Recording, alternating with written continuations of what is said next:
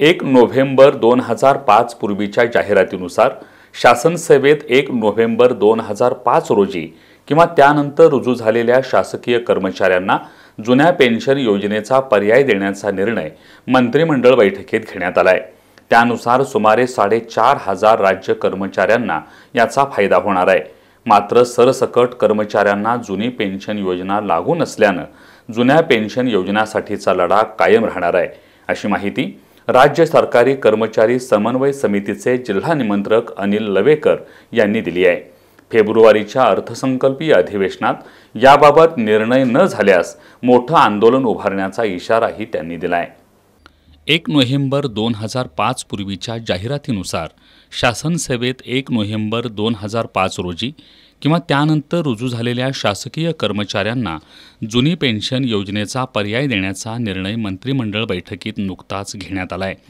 त्यानुसार राज्यातील सुमारे 4,500 कर्मचाऱ्यांना या निर्णयाचा फायदा होणार आहे।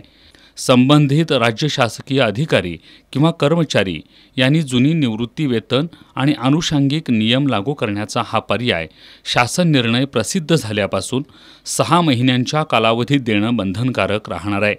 जे राज्य शासकीय अधिकारी कर्मचारी या 6 महिन्यांच्या कालावधीत जुनी निवृत्ती वेतन योजना लागू करण्याचा पर्याय देणार नाहीत, त्यांना नवीन परिभाषित अंशदान निवृत्ती वेतन योजना लागू राहणार आहे।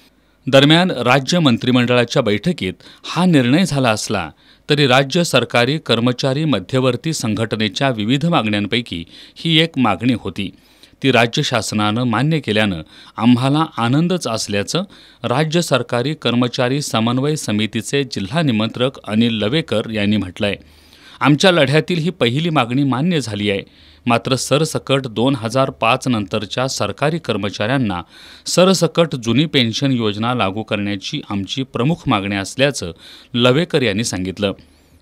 2005 नंतर सेवेत रुजू झालेल्या कर्मचाऱ्यांना राज्य सरकारनं जुनी पेन्शन योजना मान्य करण्याचं आश्वासन दिलंय।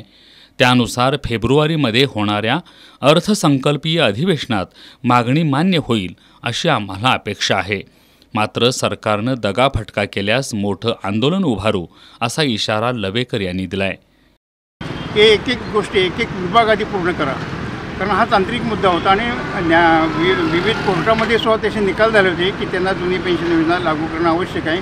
त्यामुळे शासनाने हा जो निर्णय घेतला आहे तो आम्हाला मान्यच आहे। पण दुसरा आहे की ह्याच धर्तीवर आमचा निर्णय म्हणजे आता जवळपास 16.5 लाख कर्मचाऱ्यांचा जो निर्णय आहे जुन्या पेन्शन योजनेसंदर्भात तो फेब्रुवारीमध्ये जे अर्थसंकल्पीय अधिवेशन होईल त्या अधिवेशनामध्ये झाला पाहिजे।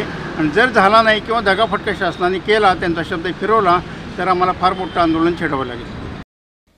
जुन्या पेन्शनच्या मागणीसाठी राज्य सरकारी कर्मचाऱ्यांच्या वतीनं रस्त्यावरचा संघर्ष सुरू आहे। 2005 नंतर सेवेत रुजू झालेल्या राज्य कर्मचाऱ्यांची संख्या ही 17 लाखांच्या घरात आहे। त्यातच आता मंत्रिमंडळानं घेतलेल्या नव्या निर्णयानुसार 4,500 सरकारी कर्मचाऱ्यांना याचा फायदा होणार आहे।